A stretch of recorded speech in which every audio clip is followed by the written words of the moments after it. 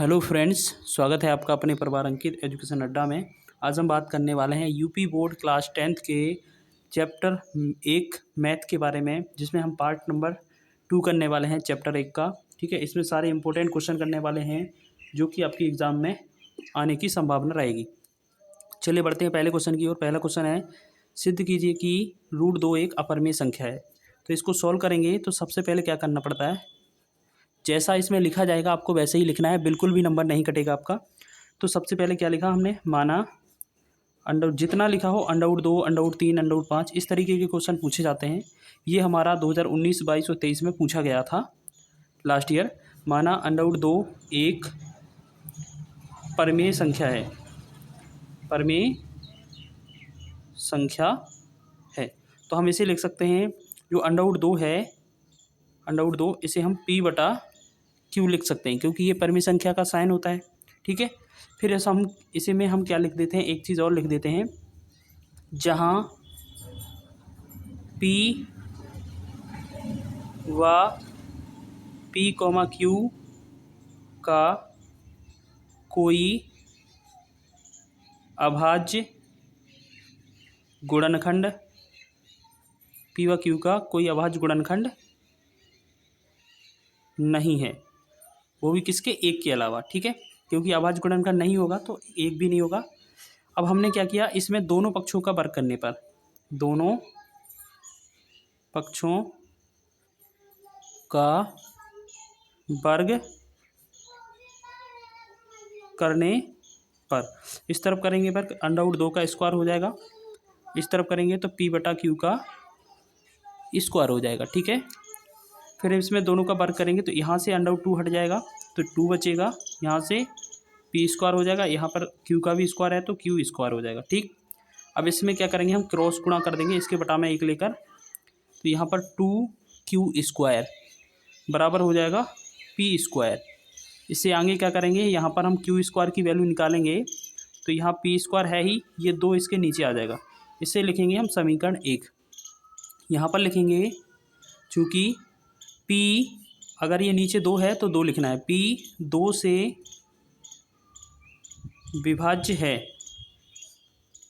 तब P² भी 2 से विभाज्य होगा। तो हम क्या कर सकते हैं, तो P² भी 2 से विभाज्य होगा।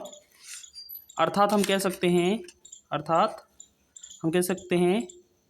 अतः P का एक गुणनखंड 2 है। फिर हम क्या करेंगे, माना जो भी आपकी यहाँ पर वैल्यू दी जाएगी P होगी तो हमें क्या करना है, उसके बराबर M मानना है। तो इसको क्या करेंगे, P बराबर क्या लिखेंगे, जितना P लिखा है और संख्या कितना 2 का सॉल्व कर रहे हैं तो 2M। अगर 3 वाला क्वेश्चन करते हैं √3 वाला तो √3M मानते, मतलब 3M मानते। 5 का करेंगे तो 5M मानेंगे। इसमें 2 वाला क्वेश्चन है, √2 को सिद्ध करना है, इसलिए हम 2M मानेंगे। अब ये वाला समीकरण हम इसमें सॉल्व करेंगे, मतलब P वाली वैल्यू इसमें रखकर सॉल्व करेंगे तो यहाँ पर क्या हो जाएगा, देखो यहाँ पर हो जाएगा Q² बराबर 2M का स्क्वायर हो जाएगा यहाँ पर, क्योंकि यहाँ पर P की जगह पर रखना है, बटा में हमारा कितना हो जाएगा 2। फिर इसे हम सॉल्व करेंगे आगे तो Q² हो जाएगा बराबर 2M का कितना होगा, 4M² बटा में 2। फिर 2 से भाग देंगे, 2 एकम 2, 2 दूना 4। तो यहाँ पर क्या लिख सकते हैं हम, Q² बराबर लिखेंगे 2M का स्क्वायर बटा में क्या आ जाएगा हमारा, 2M का स्क्वायर बटा में कुछ नहीं आएगा। ठीक, फिर आगे हम क्या लिखेंगे, इसमें 2M² हो गया हमारा ये। अब यहाँ पर लिखेंगे, जैसे हमारा 2M² बराबर क्या है, Q²। तो यहाँ पर हम M² की वैल्यू निकालेंगे तो यहाँ पर लिखेंगे Q² बटा में 2, Q² बटा में 2 लिख देंगे। अब इसे हम मान लेंगे समीकरण 2। फिर यहाँ समीकरण 2 लिखेंगे, फिर यहाँ पर लिखेंगे चूँकि करके यहाँ पर Q 2 से विभाज्य है तब Q² भी 2 से विभाज्य होगा। होगा। फिर हम लिख सकते हैं अतः Q का एक गुणनखंड 2 है। फिर हम यहाँ पर लिखेंगे समीकरण 1 व 2 से स्पष्ट है कि पी क्यू का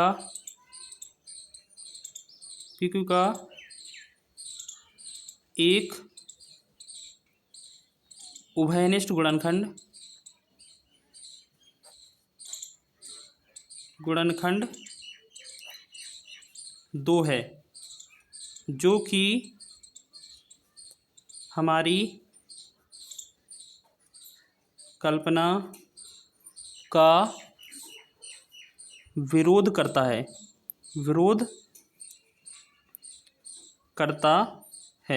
तब हम लिख सकते हैं, अगर ये हमारी कल्पना का विरोध करता है तो हम लिख सकते हैं अतः अंडरवुड 2 एक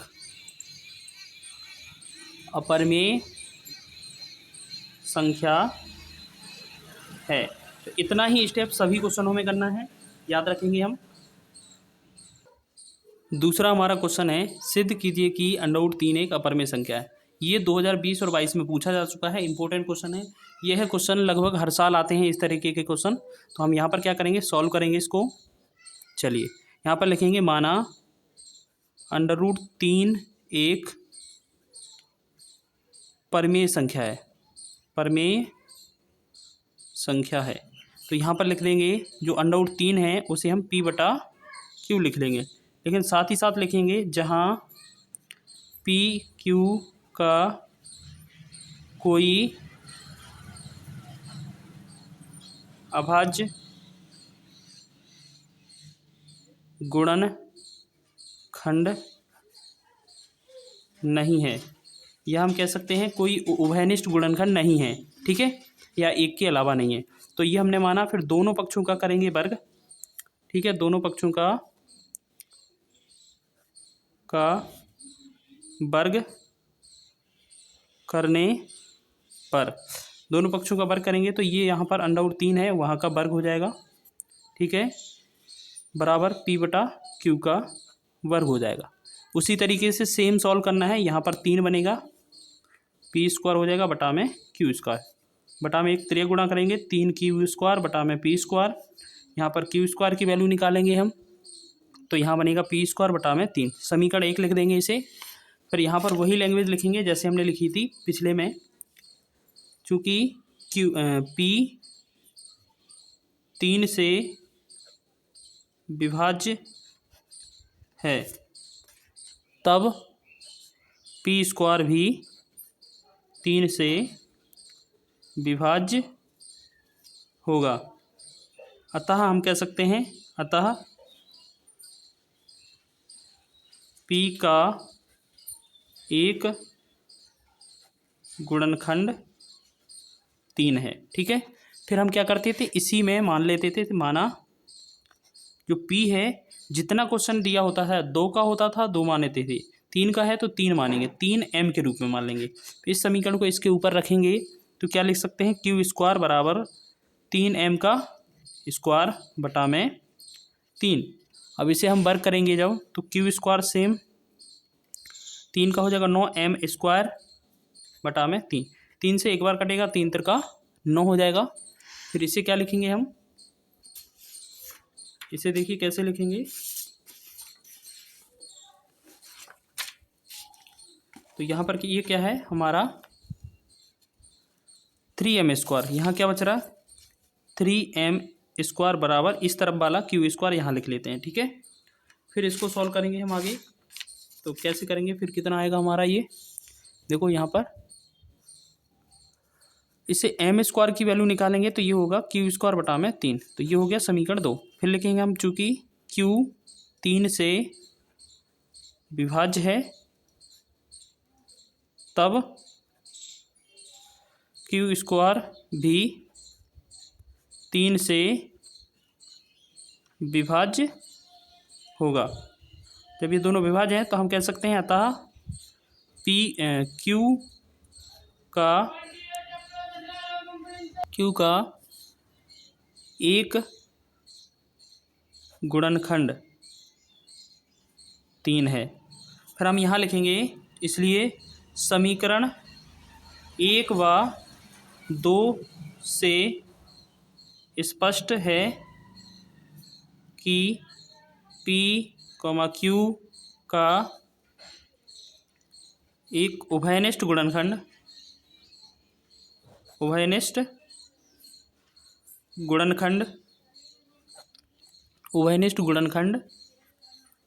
3 है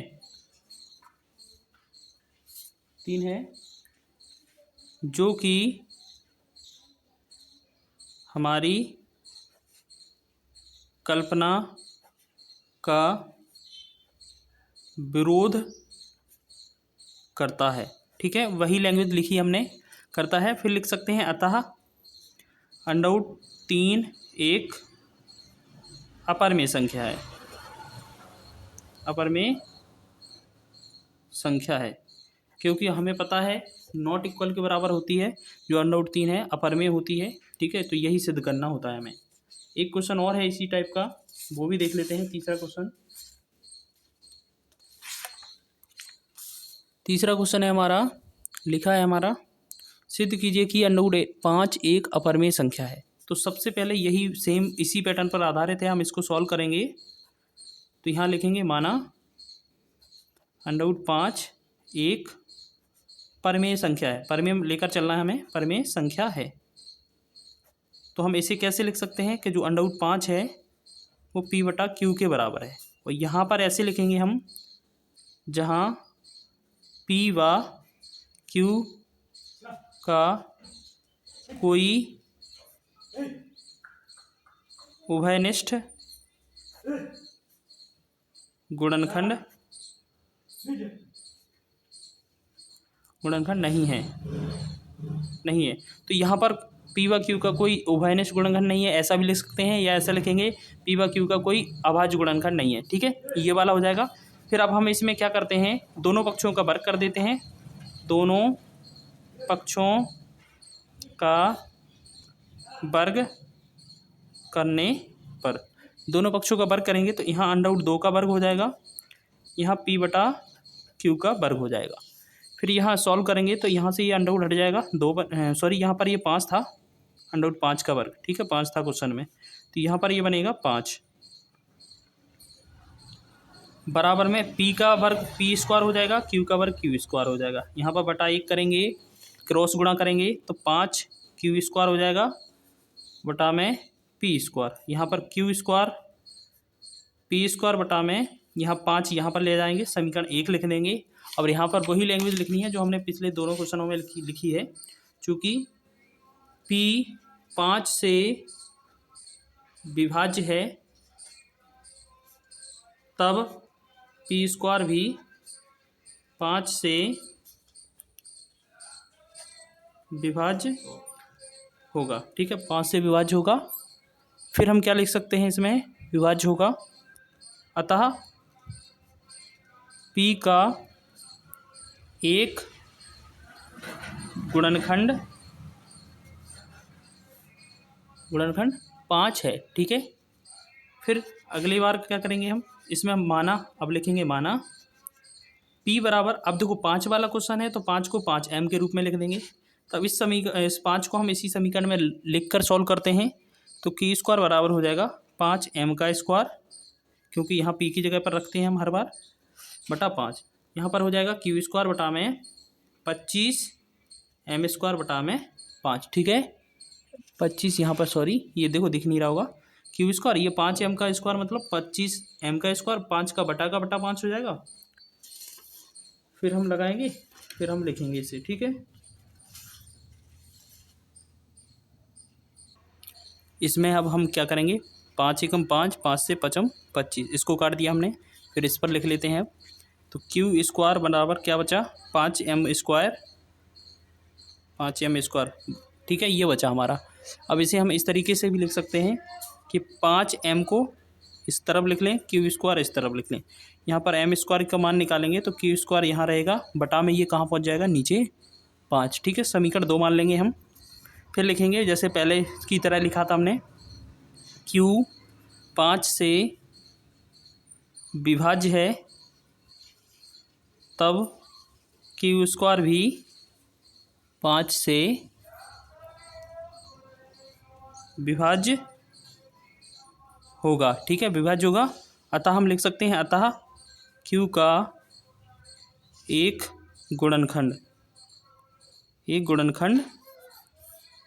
5 है।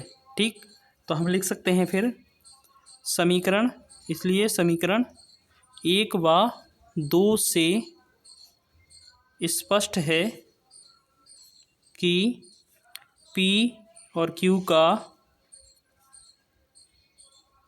एक उभयनिष्ठ गुणनखंड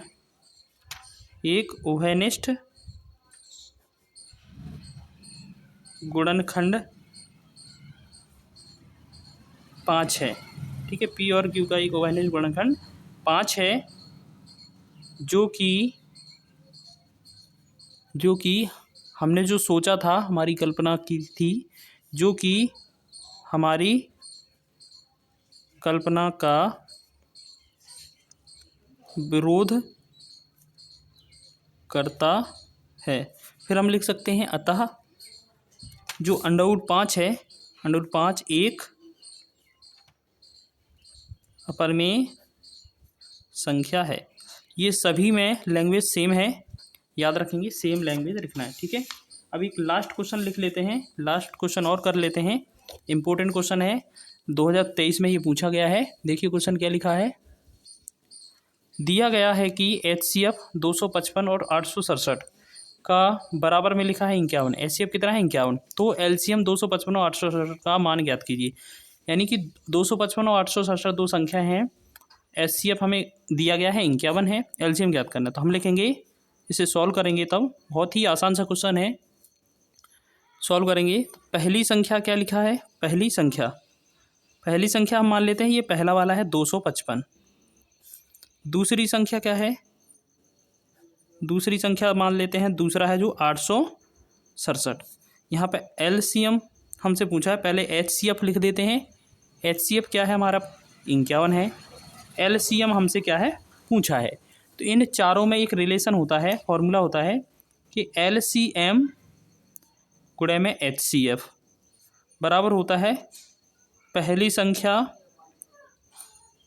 गुणा में होता है दूसरी संख्या। ठीक है, दूसरी संख्या। अब हमने लिखा, यहाँ से हमें LCM निकालना है, तो LCM निकालेंगे तो क्या बनेगा हमारा, यहाँ पर LCM ही लिख देंगे। HCF का मान कितना है, 51 बराबर पहली संख्या का मान कितना है, 255 गुणा दूसरी संख्या 867। अब इसमें हमें LCM निकालना है, तो 255 यहाँ पर लिखा है, गुणे में 867 है। और इसको क्या करेंगे हम, जो हमारा 51 था गुणे में, वो हम भाग में कर देंगे। अब यहाँ पर 17 से भाग करेंगे, 17 तिया 51, और 17 से इसको भाग करेंगे, 17 एकम 17, 8 पे 5 85, तो 17 5 85। फिर 3 से भाग करेंगे, 3 एकम 3, 15 को 5 15। ठीक है ना, तो जो LCM बनेगा हमारा, LCM जो यहाँ पर 5 रहेगा और गुणे में 867, गुणे में 867, इन दोनों का गुणा करेंगे तो हमारा कितना बन रहा होगा, 43 35। एक बार गुणा करके देख लीजिए कितना बन रहा है हमारा, 43 35। हाँ ठीक है, यही बन रहा है। ठीक है, ये हमारा आंसर हो जाएगा। तो बाकी के क्वेश्चन हम नेक्स्ट वीडियो में करने वाले हैं, जुड़े रहिए हमारे साथ, मिलते हैं नेक्स्ट वीडियो में।